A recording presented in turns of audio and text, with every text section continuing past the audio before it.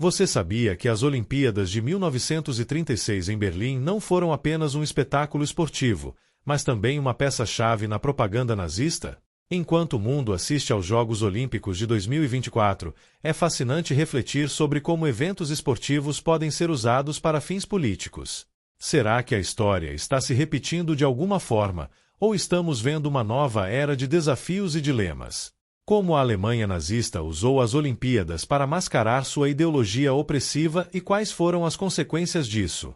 Você acha que as Olimpíadas de 2024 também estão sendo usadas para promover uma imagem política, assim como aconteceu com as de 1936? Como os eventos esportivos de hoje podem ser influenciados por questões políticas e sociais? Fique até o final para entender o impacto da propaganda nazista e como a Alemanha escondeu seus horrores do mundo, e mergulhar na controvérsia das Olimpíadas de 1936. Durante 2 semanas, em agosto de 1936, o regime nazista de Adolf Hitler recebeu os Jogos Olímpicos de Verão, ocultando temporariamente suas ideologias racistas, repressivas e militaristas. Naquele momento, o governo reduziu suas políticas antissemitas e planos expansionistas, usando os Jogos para projetar uma imagem de uma Alemanha pacífica e acolhedora para numerosos visitantes e jornalistas estrangeiros. No entanto, as entidades esportivas e olímpicas dos Estados Unidos e de outras democracias ocidentais falharam em boicotar os Jogos Olímpicos de 1936, uma ação que, segundo alguns analistas da época, poderia ter desencorajado Hitler e reforçado a resistência global contra a tirania nazista. Após o encerramento dos Jogos, a Alemanha continuou sua política de expansão e perseguição aos judeus e outros opositores do regime, o que eventualmente levou à eclosão da Segunda Guerra Mundial e ao Holocausto. Fique conosco até o final para explorar os principais eventos e o famoso boicote das Olimpíadas desse ano. Em 1931, o Comitê Olímpico Internacional designou Berlim como a sede dos Jogos Olímpicos de Verão de 1936, sinalizando o retorno da Alemanha à cena internacional após seu isolamento devido à derrota na Primeira Guerra Mundial. 2 anos depois, Hitler assumiu o cargo de chanceler da Alemanha e rapidamente transformou a frágil democracia do país em uma ditadura de partido único, que perseguiu judeus, ciganos e outros opositores políticos. O regime nazista também procurou controlar o esporte, utilizando as imagens atléticas alemãs para promover a noção de superioridade racial e a excelência física ariana. Isso envolveu a exaltação da força física dos atletas, destacando traços faciais considerados arianos, como parte da ênfase do regime na aptidão física vista como essencial para o serviço militar. Um total de 49 países participaram das Olimpíadas de Berlim, em contraste com 37 em 1932. 5 nações participaram pela primeira vez nos Jogos: Afeganistão, Bermudas, Bolívia, Costa Rica e Liechtenstein. Em abril de 1933, foi implementada uma política de exclusão para arianos em todas as organizações esportivas alemãs, sistematicamente afastando judeus e ciganos das instalações e associações esportivas. Isso resultou na exclusão de atletas judeus, como o boxeador Eric Selig e o tenista Daniel Pre, de competições esportivas na Alemanha. Até mesmo atletas de elite como a saltadora em altura Gretel Bergmann foram removidos de seus clubes e da equipe olímpica alemã em 1933. Atletas judeus se distanciaram dos clubes esportivos alemães e formaram associações judaicas separadas, como os grupos Maccabi e Shield, utilizando instalações segregadas improvisadas. No entanto, essas instalações não eram equiparadas às bem financiadas organizações esportivas alemãs. Além dos judeus, ciganos, como o boxeador Sinti Hukeli, também foram excluídos do esporte na Alemanha. Como um ato simbólico para apaziguar a opinião internacional, as autoridades alemãs permitiram que a esgrimista Helene Meyer, cuja origem judaica vinha de seu pai, representasse a Alemanha nos Jogos Olímpicos de Berlim. Ela conquistou a medalha de prata na esgrima individual feminina e fez a saudação nazista no pódio, assim como os demais medalhistas alemães. Contudo, nenhum outro atleta judeu participou desses Jogos Olímpicos. Apesar disso, 9 atletas judeus ou de ascendência judaica, incluindo Meyer e 5 húngaros, ganharam medalhas. Além disso, 7 atletas judeus dos Estados Unidos participaram das competições. Muitos desses atletas foram pressionados por grupos judaicos a boicotar os Jogos, mas decidiram competir por diversos motivos, frequentemente sem entender completamente a extensão e o propósito da perseguição nazista. Se você gosta de história, curta e se inscreva no canal. Em agosto de 1936, o regime nazista tentou ocultar suas políticas racistas ao sediar os Jogos Olímpicos de Verão. Cartazes antissemitas foram removidos temporariamente e a retórica nos jornais foi suavizada, tudo conforme as diretrizes do Ministério da Propaganda dirigido por Joseph Goebbels. Dessa maneira, o regime usou os Jogos Olímpicos para projetar uma imagem falsa de uma Alemanha pacífica e tolerante para os espectadores e jornalistas estrangeiros. Para o evento que ocorreu entre 1º e 16 de agosto, os nazistas construíram um extenso complexo esportivo, incluindo um novo estádio e uma moderna vila olímpica para os atletas. Berlim se encheu de bandeiras olímpicas e suásticas, criando uma atmosfera festiva e animada. No entanto, a maioria dos visitantes desconhecia que o regime nazista havia temporariamente removido as placas antijudaicas da cidade e realizado operações policiais contra os ciganos. Em 16 de julho de 1936, cerca de 800 ciganos foram detidos e enviados para um campo especial em Mazar, nos arredores de Berlim. Além disso, as autoridades nazistas garantiram que os visitantes estrangeiros não fossem submetidos às leis que puniam a homossexualidade na Alemanha, especialmente o 175. A cerimônia de abertura dos Jogos, no dia 1º de agosto de 1936, teve a presença de Hitler. Uma fanfarra musical, dirigida pelo famoso compositor Richard Strauss, anunciou a chegada do ditador para uma grande plateia alemã. Centenas de atletas, representando equipes de diversos países, marcharam até o estádio, introduzindo um novo ritual olímpico. Um corredor solitário trouxe a tocha olímpica, que percorreu um revezamento desde o local dos Jogos Antigos em Olímpia, na Grécia. Com 49 equipes de diferentes nações competindo, as Olimpíadas de Berlim contaram com o maior número de participantes até aquele momento. A Alemanha enviou a maior delegação, com 348 atletas, seguida pelos Estados Unidos, que participaram com 312 membros, incluindo 18 atletas afro-americanos. A delegação americana foi liderada por Avery Browne, presidente do Comitê Olímpico Americano.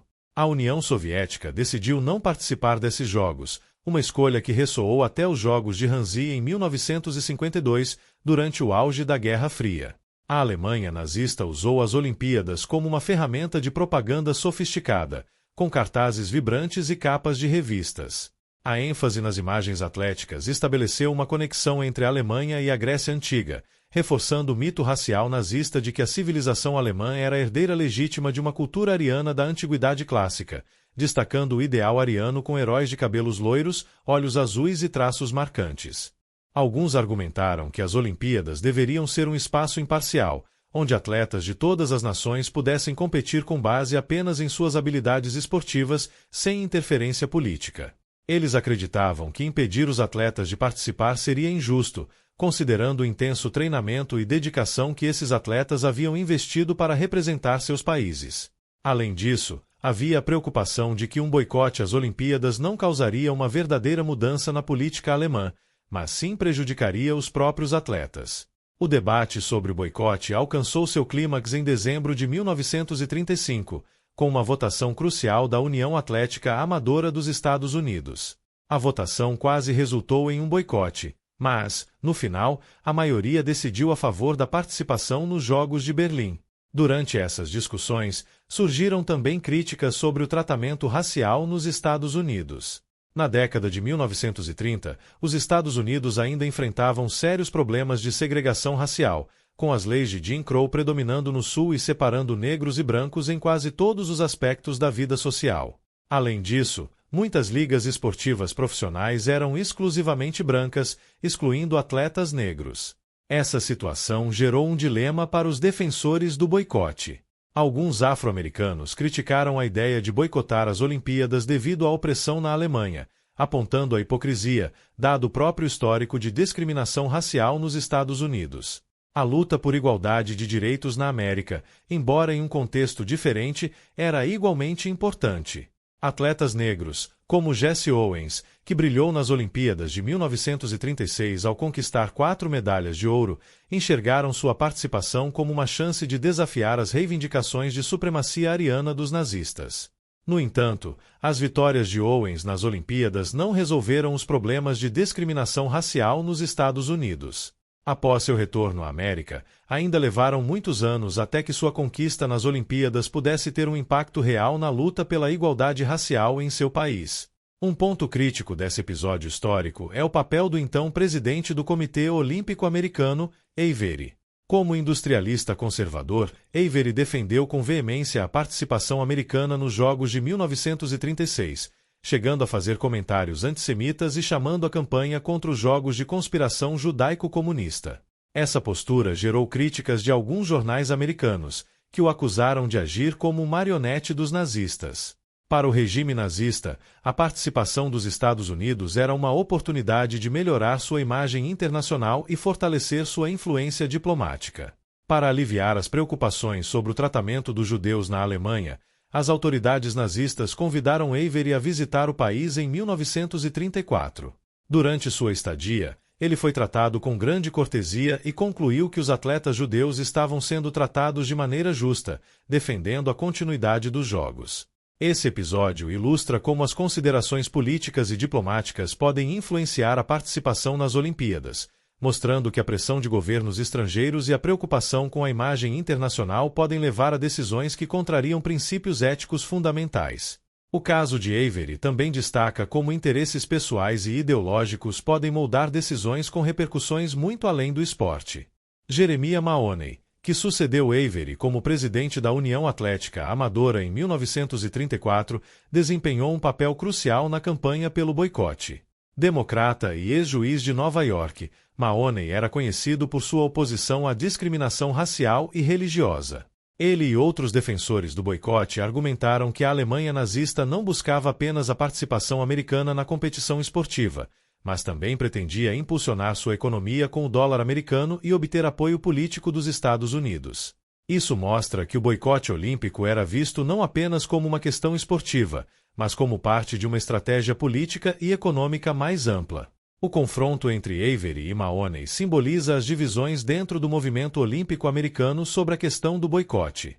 Ambos eram de espectros políticos opostos. Avery, um republicano conservador, e Mahoney, um democrata progressista. A votação da União Atlética Amadora em dezembro de 1935 foi um momento decisivo no debate sobre o boicote, e a vitória dos que apoiavam a participação garantiu o destino da equipe olímpica americana.